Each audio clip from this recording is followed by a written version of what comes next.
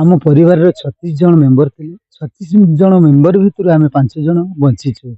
ଦି ଦିନ ପରେ ଆସି ଦେଖେ ତ ଆମ ପରିବାରରୁ 9 ଜଣ ମରି ଯାଇଛନ୍ତି। ଖୋଜାଖୋଜି କଲୁ ପାଇଲେନି, ମୁଁ ଏକୁଟିଆ ବଞ୍ଚିଛି। ଗାଁକୁ ମତେ 770 ଲୋକ ଖାଲି ମରିଯାଇଛି। ଆମ ଗାଁ ଘରେ 3 ଜଣ ପଡ଼ିଯାଇଛି। 3 ଜଣ ସଦସ୍ୟ ଥିଲେ। ଆମ ମା ଆଉ ଆମ ବୋଉମା 4 ଜଣ, 3 ଜଣ ଯାଇଛି। 25 साल के बाद आज हम उस गांव में जा रहे हैं जिस गांव में सबसे ज्यादा लोग मरे थे।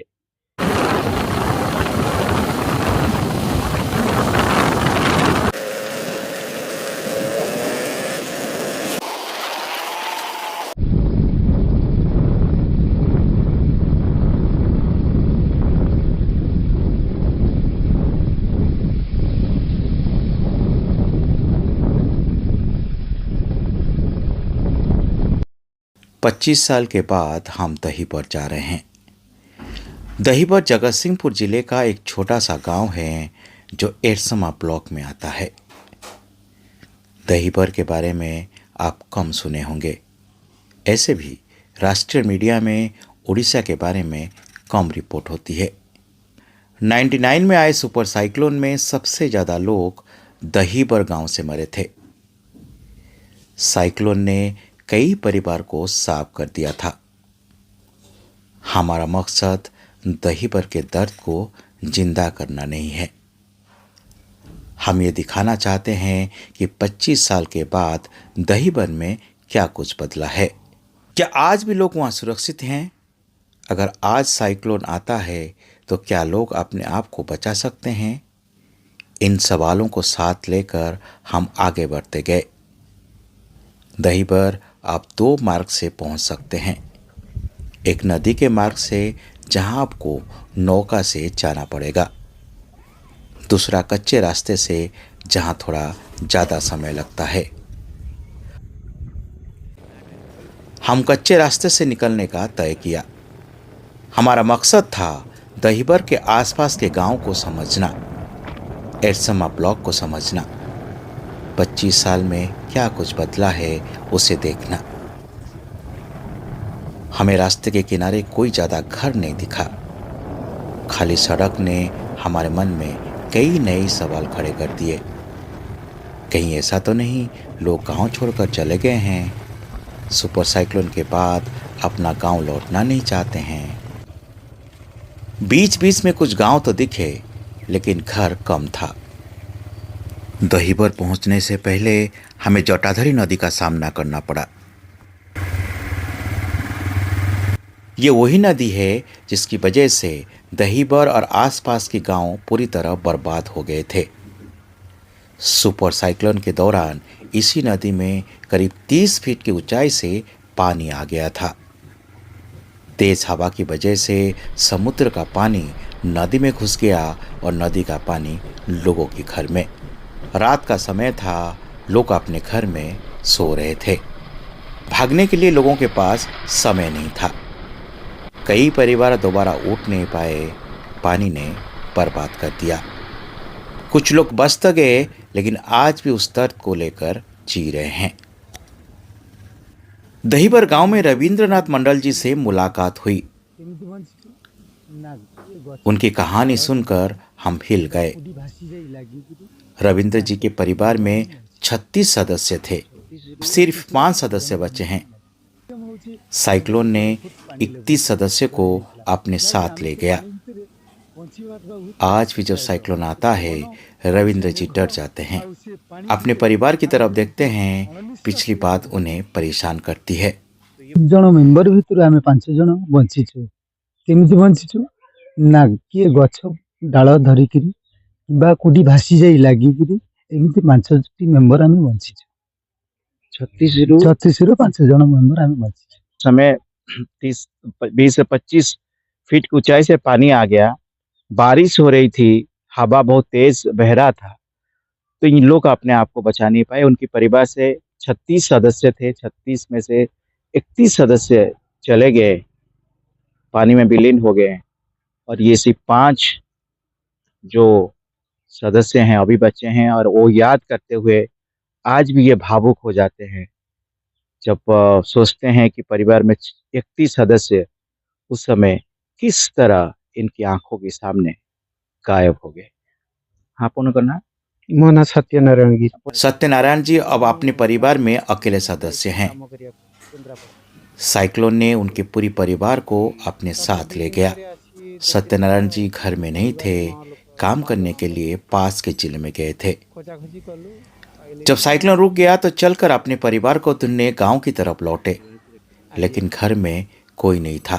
सबको साइक्लोन अपने साथ ले गया था। ଭାଇ ଭଉଣୀ बहुत रोए, लेकिन सुनने वाला कोई नहीं था। हर किसी के साथ ऐसा हुआ था। सब एक दूसरे को सांत्वना दे रहे थे।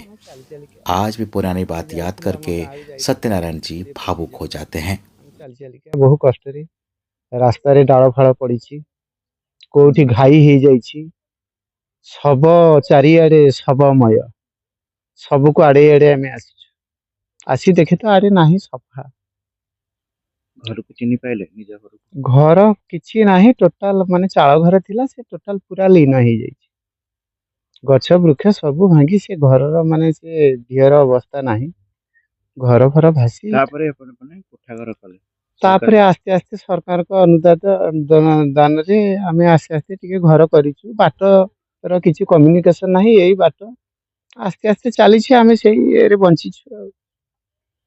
तो इनका कहना है कि ये पास में काम करने चले गए थे दूसरे शहर में, केंद्रापड़ा। यहाँ से मुझे लगता है कि 45-50 किलोमीटर दूरी पर होगा, 80 किलोमीटर दूरी पर है केंद्रापड़ा।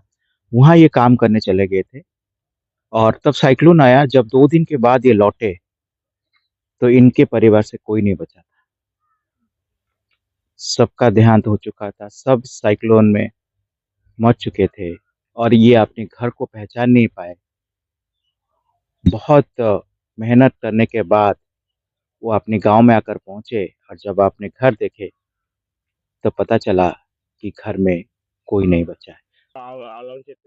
सत्यरंजन एक लकड़ी की वजह से जिंदा है। उनके परिवार के सभी सदस्य साइक्लोन में मर गए। पानी सत्यरंजन जी को अपने साथ ले गया। सत्यरंजन जी का जब होश आया तो देखे कि लकड़ी के सहारे किसी दूसरे गांव में पहुंच गए हैं। चारों तरफ पानी था।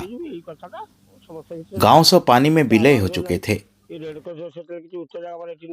अपने गांव को पहचानना भी मुश्किल था। बहुत कोशिश करने के बाद सत्यरंजन अपने गांव पहुंचे। परिवार को ढूंढने लगे, लेकिन कोई नहीं मिला। सत्यरंजन जी के परिवार में सिर्फ 2 लोग जिंदा है, सत्यरंजन जी खुद और उनके बड़े भाई। बड़े भाई दूसरे शहर में काम करते थे तो बच गए। जब उस समय साइक्लोन आया, पानी आया, ये अपने आप को कैसे बचाए खुद नहीं जानते हैं। कोई लकड़ी पकड़ के ये यहाँ से 9 किलोमीटर दूर वहां पर जाकर पहुंचे हैं, और इनको खुद को पता नहीं कि वहां पर कैसे पहुंचे हैं। और जब वहां पर अपने आप को बचाए और देखे चारों तरफ पानी था, उनको लगा कि कहीं दूसरे जगह वो आ गए हैं। लेकिन जब वहां के आसपास से लोग से बात की है तो उनको लगा कि नहीं, उनके गांव जो है यही आसपास में गांव है। और जब गांव में लौटे तो इनके परिवार से कोई नहीं बचा था, सब मर चुके थे। सब जो है उस पानी में लीन हो गए थे।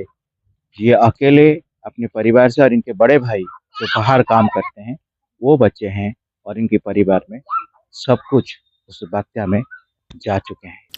प्रभात गिरी की कहानी भी दर्दनाक है। साइक्लोन से उनके परिवार से 3 लोगों की मौत हो गई।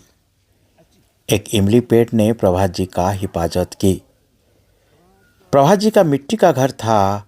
पानी आते ही छप्पर के ऊपर चढ़ गए, लेकिन पानी से छप्पर बह गया। छप्पर जाकर एक इमली की पेड़ में टकराया, फिर इमली पेड़ एक बरगद की पेड़ से। प्रभात जी के साथ साथ कई लोग बरगद की पेड़ में लटके हुए थे, लेकिन पानी ने ज़्यादातर लोगों को अपने साथ ले लिया। प्रभात जी बच गए। 770 लोक खाली मरी जाइए आम गाँव में। केते परिवार एमती अछन जो कार କିଏ ବଞ୍ଚି ନାହାନ୍ତି? ମାନେ ସେପଟେ ବହୁତ ଲୋକ ପରିବାର ନାହାନ୍ତି, ପୁରା ପୁରା ସଫା। ଆପଣ ଏଠି ଥିଲେ? ଆମେ ଉଠିଥିଲେ ଗଛ ଉପରେ। ଆପଣଙ୍କ ପରିବାର ଉପରେ ବି ଅସର ହେଲା? ହଁ ହଁ, ଆମ ଉପରେ ଆମ ଘରେ 3 ଜଣ ପଡ଼ିଯାଇଛି। କେତେ ଜଣ ସଦସ୍ୟ ଥିଲେ? ଆମ ମା ଆଉ ହচ্ছে আমার বৌমা 4 ଜଣ, 3 ଜଣ ଯାଇଛି। ଆପଣ କେମିତି ସେସବୁ ନିଜକୁ ବଞ୍ଚେଇଲେ? ସେ ଚାଳ ଘର ଥିଲା, ଚାଳ ଘର ଉପରେ ଚଢ଼ି ଯାଇଥିଲି। ତାପରେ ସେ ଚାଳ ଘର ଯେତେବେଳେ ଭାସିଗଲା, ସେଠି ଗୋଟେ ବର ଗଛ ଥିଲା ଆଉ ନଡ଼ିଆ ଗଛ ଗୋଟେ ଥିଲା, ସେ ତେନ୍ତୁଳି ଗଛ ଥିଲା, ଏମିତିଆ ପଡ଼ିଗଲା। ଆଉ ପଡ଼ିଗଲା ସେଠି ଆମ୍ବି ଗୁଡ଼ି ଦୁହା ଦେବାରୁ ସେଠି ଫେରାଟା ହେଇଗଲା, ସେଠି ଗଛ ଧରିକିରି ରହିଛି। ଆଉ 25 साल में बहुत कुछ बदल गया है, लेकिन आज भी दहीबर के लोग अंबिक गांव जाने के लिए नौके का इस्तेमाल करते हैं। बच्चे नौके से स्कूल जाते हैं। अपना समस्या दिखाने के लिए लोगों ने हमें नौके में बैठाकर अंबिक गांव की तरफ ले गए। क्या आप देख सकते हैं, एक गांव से दूसरे गांव हम जा रहे हैं, तो यहाँ पर हमें नौके से पार करना पड़ रहा है। और ये नौका देखिए किस तरह पार होता है। इसको इस तरह रस्सी को जो है वो खींचते हैं, फिर धीरे धीरे उस तरफ जाकर पहुंचते हैं। ये हम नहीं, रोज लोग इसी तरह पार करते हैं। बच्चे जो है जब दहीबर से अंबिकी आते हैं या अंबिकी से फिर दहीबर वापस आते हैं, तो इसी तरह नौके से पार करते हुए अपने घर पहुंचते हैं। 25 साल हो गया, बहुत कुछ बदल गया, लेकिन इस इलाके में दोनों गांव को जोड़ने के लिए एक पुल नहीं बना। सरकार को इसके बारे में सोचना चाहिए। ଆପଣ ଡେଲି ଏମିତି କରୁଛନ୍ତି? ହଁ ଆଜ୍ଞା, କେତେ ପିଲା ଯାଉଛନ୍ତି, ଲୋକ ଯାଉଛନ୍ତି ଡେଲି? ପିଲା ନିହାତି 40-50ଟା ପିଲା ଯାଉଛନ୍ତି, ସ୍କୁଲ ପିଲା? ସ୍କୁଲ ପିଲା। ହଁ। ଆଉ ଗାଁ ସାରା ସମସ୍ତେ ଯାଆନ୍ତି, ବାହାର ଲୋକ ବି କିଛି ଯାଆନ୍ତି, ଏମିତି ଆଉ।